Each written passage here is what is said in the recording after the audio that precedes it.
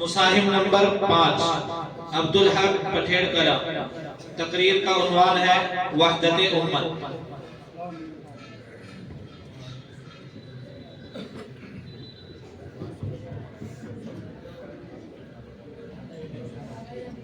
الله الرحمن الرحيم الحمد لله وحده والصلاة والسلام على من لا نبي بعده أما بعد فأعوذ بالله من الشيطان الرجيم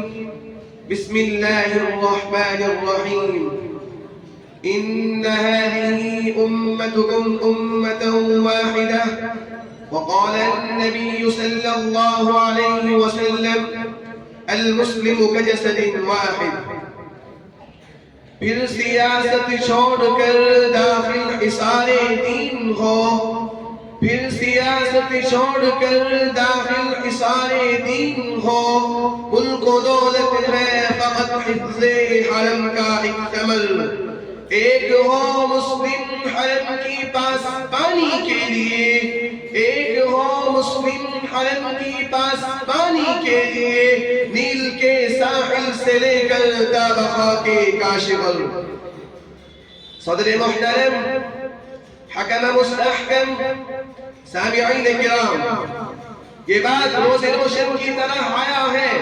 کہ عالم اسلام کسی ایک خطے میں محدود نہیں، بلکہ اس کے پرستار ہر بر اعظم میں زندگی بسر کرتے ہوئے نظر آتے ہیں۔ بالخصوص بر اعظم ایشیا و افریقہ میں مسلمانوں کی تعداد کروڑوں میں ہے، اور کم و بیش 57 ملکوں پر مسلمانوں کی آزاد و خود مختار حکومتیں ہیں، جن میں 1.5 ارب نفوس سے بھی زائد مسلمانوں کی تعداد ہے۔ مگر مقام صد افسوس یہ ہے کہ امت مسلمہ میں فکر و نظر کی وحدت کا فقدان ہے، مرکزیت کی شدید کمی ہے، ہم آہنگی اور یکجہتی نہ ہونے کے برابر ہے، ہر ملک انسانی اور علاقائی مفاد کا اسیر ہے، رنگ و نسل عرب و عجم کے بتکال دیے گئے ہیں، جس کی وجہ سے مسلمان زوال و انحطاط کا شکار ہے۔ اقبال نے مسلمانوں کی ذلت و پستی کو دیکھا اور تاریخ کے اوراق کو سنبھالا۔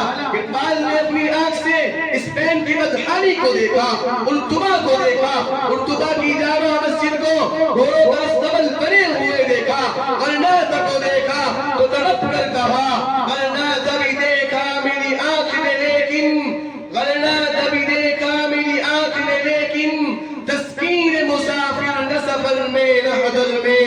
دیکھا بھی دکھایا بھی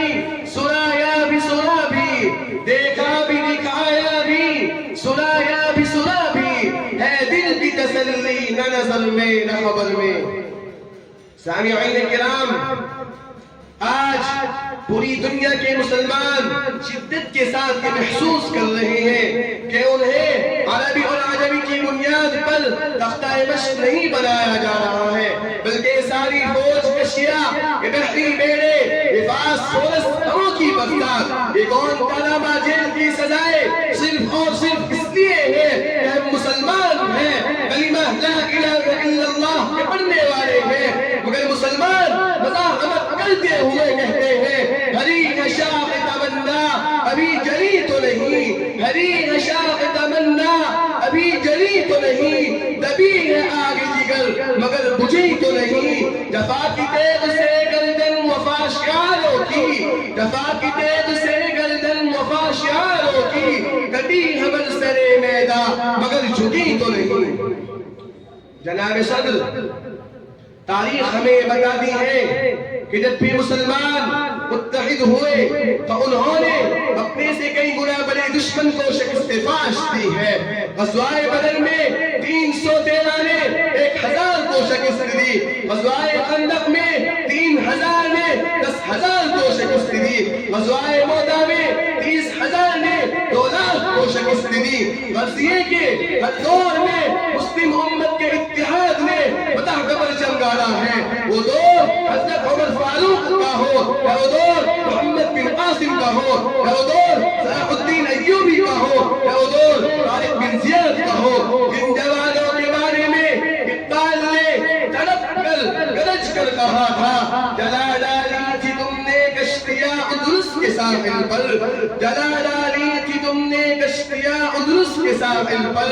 مسلمان پھر تیری تاریخ دہرانے کا وقت آیا، چلے تھے 313 جہاں سے تم مسلمانوں، چلے تھے 313 جہاں سے تم مسلمانوں، انہی ماضی کی راہوں پر پلٹ جانے کا وقت آیا۔ حضرات سامعین کرام،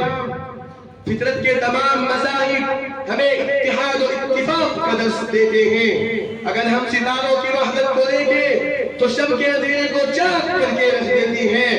سنگریزوں کی وحدت سے اوصاف جنم لیتے ہیں، قطروں سے دریا، دروں سے صحرا اور کرن سے سورج کی تابش حاصل کرنے کی قوت بڑھ جاتی ہے، اور ڈنگے کی چوٹ سے یہ بات ثابت کی جا سکتی ہے، یہ عظمت باطل دھوکہ ہے، یہ سطوت کافر کچھ بھی نہیں، یہ عظمت باطل دھوکہ ہے، یہ سطوت کافر کچھ بھی نہیں، مٹی کے کھلونے ہیں سارے، یہ کفر کا لشکر کچھ بھی نہیں۔ اللہ سے ڈرنے والوں کو طاقت سے ڈرانا مشکل ہے، اللہ سے ڈرنے والوں کو طاقت سے ڈرانا مشکل ہے، جب خوف خدا ہو دل میں اگر پھر قیصر و کسریٰ کچھ بھی نہیں۔ وما علینا الا البلاغ۔